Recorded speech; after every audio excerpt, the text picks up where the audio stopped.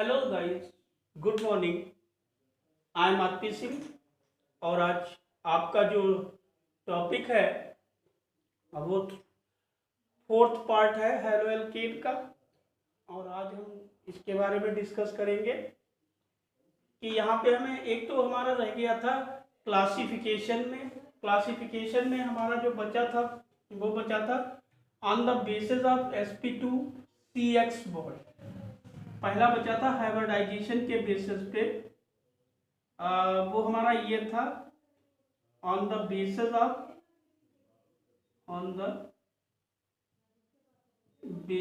Of sp2CX bond. इस base पे जो क्लासिफिकेशन है इसको बताना है हमको आपको। तो इस बेस पे जो क्लासिफिकेशन है वो हमारा टू टाइप का होगा। एक तो होगा विनाइल और दूसरा हमारा होगा एराइल। तो यहाँ पे जो विनाइल होगा, ये जो विनाइल है ये एलिफैटिक में होगा। किस टाइप के कंपाउंड्स में ये पाया जाता है? ये एलिफैटिक कंपाउंड में पाया जाता है। और जबकि जो एराइल है ये हमको देखने को मिलता है एरोमेटिक में। ये हमारा एरोमेटिक कंपाउंड्स में हमको देखने को मिलता है। तो टू टाइप का क्लासिफिकेशन करते हैं on the basis of sp2CX bond के अकॉर्डिंग। विनाइल एक्चुअल में क्या होता है? जब कोई हाइड्रोजन उस कार्बन से जुड़ा हो जो sp2 हाइब्रिडाइज्ड हो, जैसे यहाँ पे है। अब देखो ये इसका हाइब्रिडाइजेशन कैसा है sp2 और इससे डायरेक्ट आपका क्या जुड़ा हुआ है? ये ग्रुप जुड़ा हुआ है। अगर group directly sp2 hybridised carbon से जुड़ा है और गिवन कंपाउंड आपका एलिफैटिक है तो इसको ही हम कहेंगे विनाइल। यहाँ पे हाईलाइट लगा हुआ है तो इसको हमने बोल दिया हाईलाइट। अगर एल्कोहल लगा होगा तो आप कह देंगे विनाइल एल्कोहल। Any doubt? एक बार फिर से रिपीट कर लो। विनाइल हैलाइड वो होते हैं जिनमें functional group sp2 hybridised carbon से अटैच होता है, उनको हम विनाइल कहते हैं। यहाँ पे हाइड्रोजन लगा हुआ था, हमने विनाइल हैलाइड बोला। अगर यही अल्कोहल में आएगा तो वहां पे विनाइल अल्कोहल आप बोलोगे इसको। ठीक है। एराइल जो होते हैं ये एरोमेटिक कंपाउंड्स में होते हैं। तो एरोमेटिक कंपाउंड्स में हमने एक लिया बेंजीन और यहाँ पे हमने लगा दिया एक्स। ठीक है। तो अब ये हमारा क्या हो गया? This is aryl halide. ये क्या हो जाएगा? ये हमारा एराइल हैलाइड हो जाएगा। इसको बोल देंगे एराइल हैलाइड। तो ये हमारा क्लासिफिकेशन फिनिश हो गया। मतलब चैप्टर जो क्लासिफिकेशन हेलो एल्केन का जो क्लासिफिकेशन था वो पार्ट हमारा फिनिश हो गया। अब नेक्स्ट पार्ट में आते हैं हम प्रिपरेशन ऑफ हेलो एल्केन। इसको इरेज करना है। नेक्स्ट पार्ट हमारा है प्रिपरेशन ऑफ हेलो एल्केन। तो देखो होता क्या है, जब भी हम कभी भी किसी भी कंपाउंड की स्टडी करेंगे तो उसकी स्टडी करते समय हमें ये जानना जरूरी है कि उसके मेथड कितने। Preparation of halo alkane. Halo alkane के हम जो 12th लेवल में जो मेथड पढ़ते हैं वो केवल 6 मेथड पढ़ते हैं। मतलब टोटल नंबर ऑफ मेथड हमारे पास है 6 और आपको भी यही पढ़ना है। कौन कौन से हैं ये? पहला फर्स्ट मेथड हमारा है, हम इसको एल्कीन से फॉर्म कर सकते हैं। सेकेंड मेथड हमारा है, हम इसको एल्केन से फॉर्म कर सकते हैं। थर्ड मेथड हमारा है, हम इसको अल्कोहल से बना सकते हैं। फोर्थ मेथड हमारा है, हम इसको ईथर से बना सकते हैं। और फिफ्थ मेथड हमारा है silver salt silver salt of higher acid या हायर फैटी एसिड, इससे भी फॉर्म कर सकते हैं। और लास्ट मेथड हमारा जो है वो हाइड्रोजन एक्सचेंज है, जो उन कंपाउंड का होगा जिनका अदर मेथड से नहीं बनेगा, जैसे फ्लोराइड और आयोडाइड, हाइड्रोजन एक्सचेंज।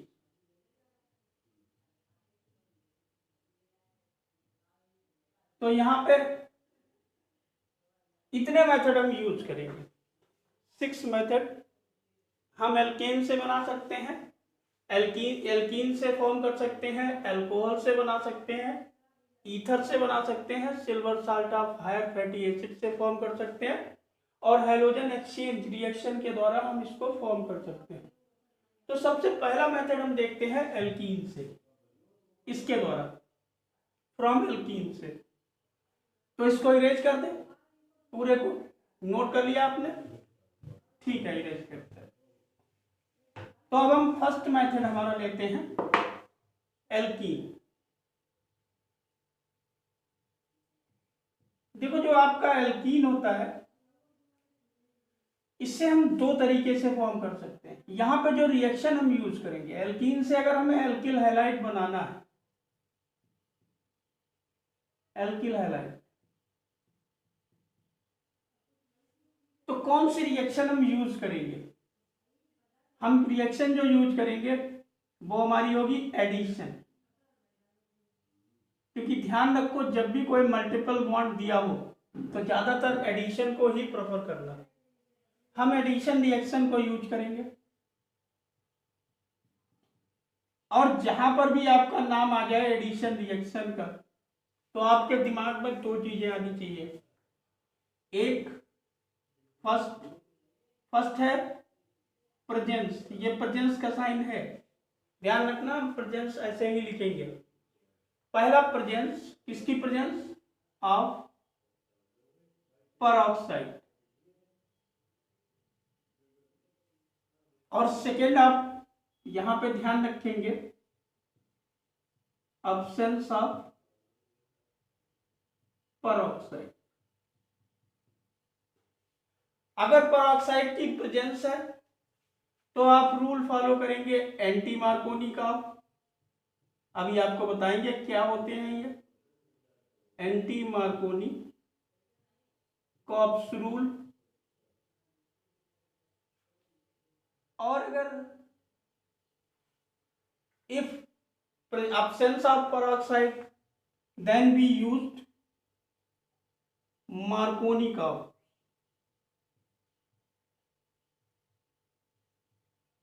तब हम जो रूल यूज करेंगे वो यूज करेंगे मार्कोनी कर्व्स रूल। क्लियर है? हम आपको बताया किसी एल्कीन को अगर हम एल्किल हैलाइड में कन्वर्ट कर रहे हैं तो एल्कीन में डबल बॉन्ड होता है और एल्किल हैलाइड में कोई भी डबल बॉन्ड नहीं पाया जाता है।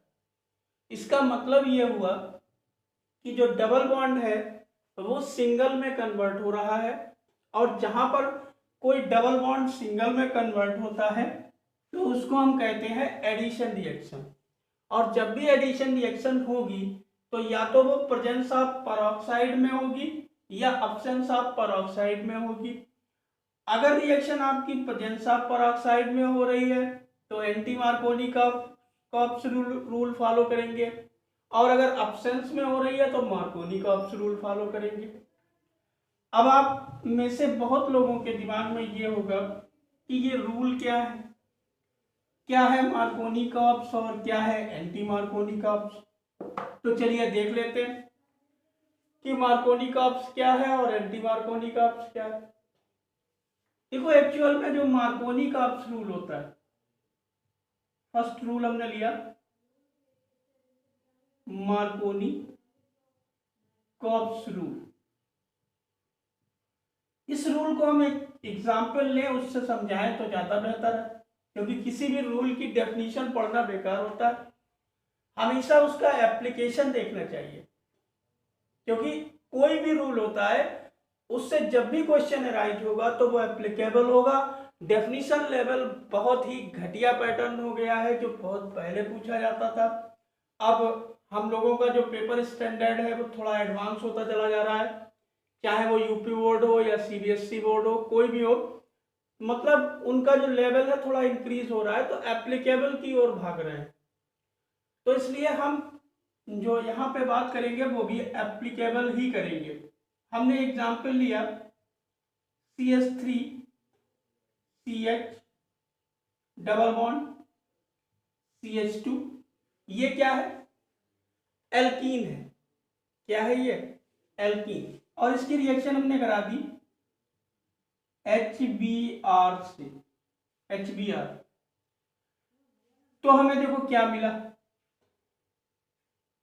जब हमने ये रिएक्शन कराई तो मार्कोनी का रूल हमारा कहता क्या है, साथ में आप अपने नोट्स भी बनाते जाना। मार्कोनी का रूल हमारा ये कहता है कि negative part of attacking region, यहां पे अटैकिंग रीजन कौन दिखाई दे रहा है? ये आपका मेन रीजन है, MR है, ये आपका मेन रीजन है, और ये आपका अटैकिंग रीजन है, AR है। तो negative part of attacking region का निगेटिव पार्ट, यहां पे इसका निगेटिव पार्ट कौन होगा? ये पॉजिटिव है, ये निगेटिव है, क्योंकि ब्रोमीन हाइड्रोजन कंपाउंड है और ये ग्रुप 17 का मेंबर है।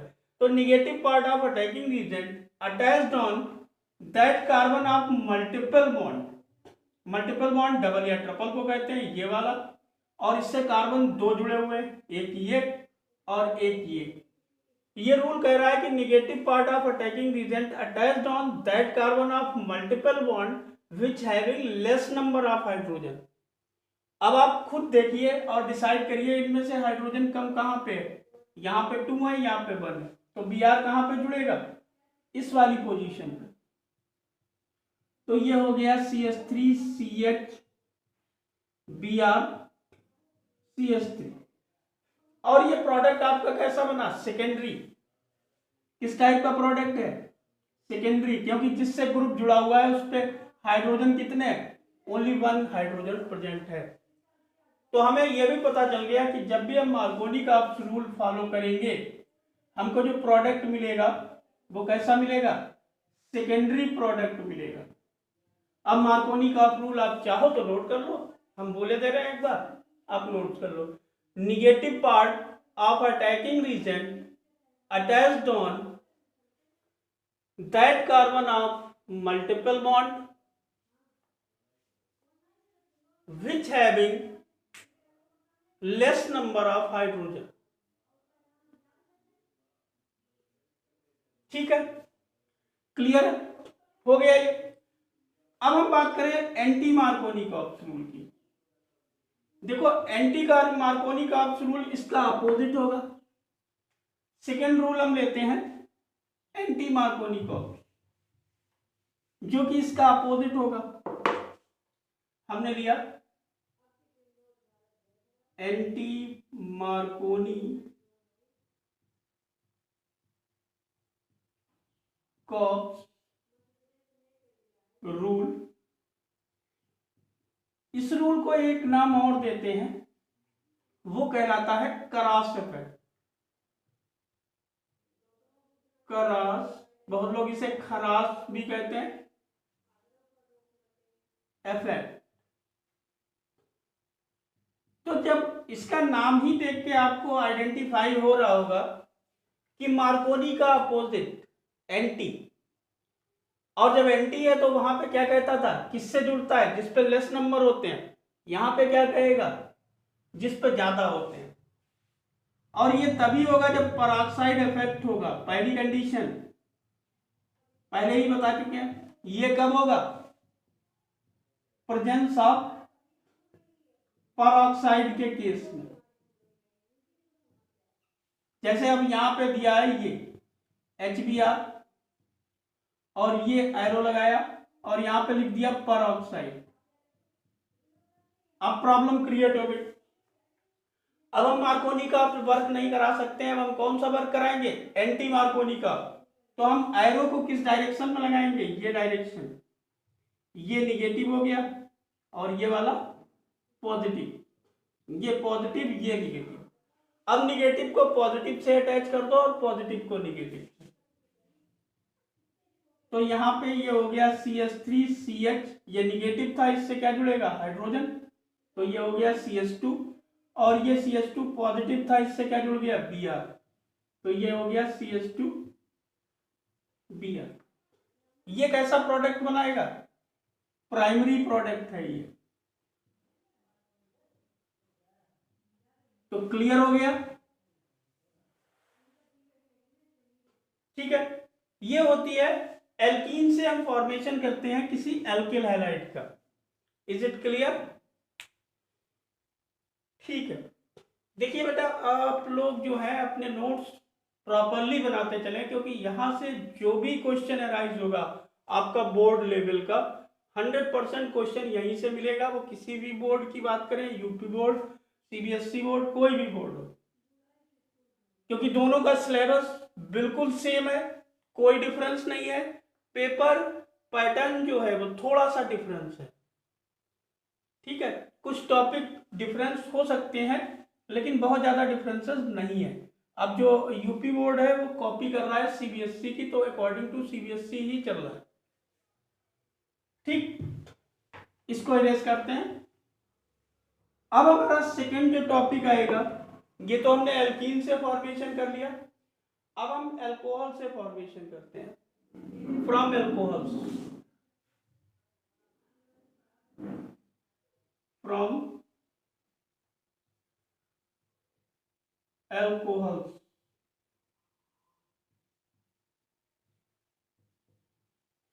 तो अल्कोहल से हम कितने तरीके से फॉर्म कर सकते हैं। अल्कोहल से हमें फॉर्म करने के लिए एक तो हम ले लें, पहला केस हम ले लें, ऐसे लो इसको, जैसे हमने कोई अल्कोहल लिया CH3 CH2 OH। अब अगर इसकी रिएक्शन हम करा दें, अगर हम इसकी रिएक्शन करा दें HCl के साथ, HCl के साथ in presence of anhydrous ZnCl2। Anhydrous का मतलब होता है जिसके पास H2O प्रेजेंट ना हो, बिल्कुल ड्राई हो, वो एनहाइड्रस होता है। तो HCl से रिएक्शन कराई in presence of anhydrous ZnCl2। तो जैसे ही हम ये करेंगे तो H और OH H2O बना लेंगे और बचेगा हमारे पास CH3 CH2 Cl, ये बच जाएगा। सेकेंड मेथड हम यहां पे क्या ले सकते हैं, सेकेंड टाइप से हम KBr ले लें और H2SO4 ले लें और ये अल्कोहल ले लें और इन तीनों को हम एक फ्लास्क में बंद कर दें, रिफ्लक्स फ्लास्क। रिफ्लक्स फ्लास्क सभी लोग जानते होंगे, जो क्लोज्ड होगा, जिसमें कंडेंसेशन भी हो जाए, उसमें हमने ये रिएक्शन कराई। तो जब हम ये रिएक्शन कराएंगे तो हमें क्या मिलेगा, CH3 CH2 Br मिल जाएगा, एक K बचेगा वो इस HSO4 से रिएक्ट हो जाएगा, तो KHSO4 मिल जाएगा और इसके अलावा हमको मिल जाएगा H2O, क्योंकि यहाँ पे क्या बचेगा OH और यहाँ पे क्या बचा था, H2SO4 में H पॉजिटिव बचा था, उसने बना लिया H2O। थर्ड हमारा टाइप क्या होगा, थर्ड टाइप में हम HI ले लें 57%, इसकी परसेंटेज ध्यान रखना।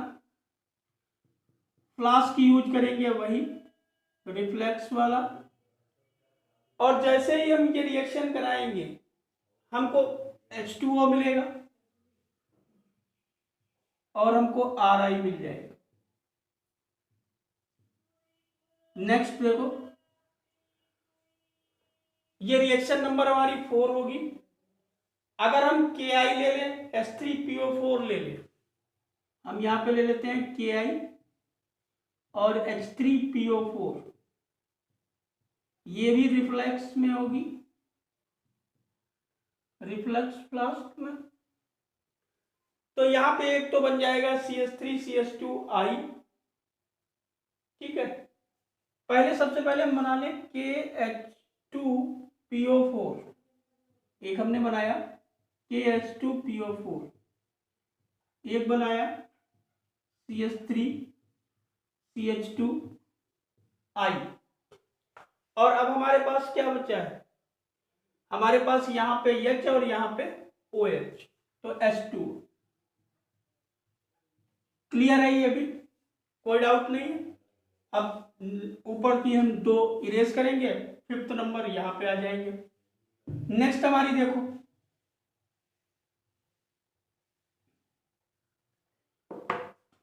नेक्स्ट की हम बात करें तो ये हमारी 5th नंबर है,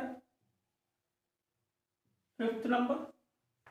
और इसमें हम PCl5 ले लें। 11th में आपने पढ़ा होगा कि PCl5 में 2 तरीके के बॉन्ड होते हैं, equatorial bond and axial bond. आपने ये भी पढ़ा होगा एक्सियल की बॉन्ड लेंथ ज़्यादा होती है, इक्वेटोरियल शॉर्ट बॉन्ड लेंथ का होता है। और जिसकी बॉन्ड लेंथ शॉर्ट होती है वो आपका क्या होगा, स्ट्रॉन्ग बॉन्ड होगा। और जिसकी बॉन्ड लेंथ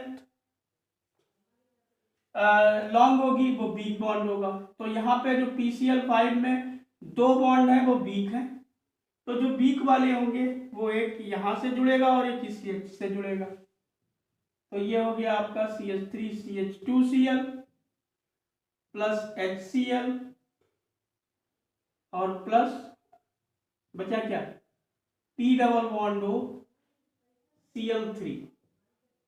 ठीक है, आज का वीडियो यहीं तक रखते हैं। बाकी थोड़ा सा बचा है इसमें, वो अल्कोहल में एक मेथड हमारा PX3 के साथ बचा है, एक SOCl2 के साथ बचा है, वो नेक्स्ट करा देंगे।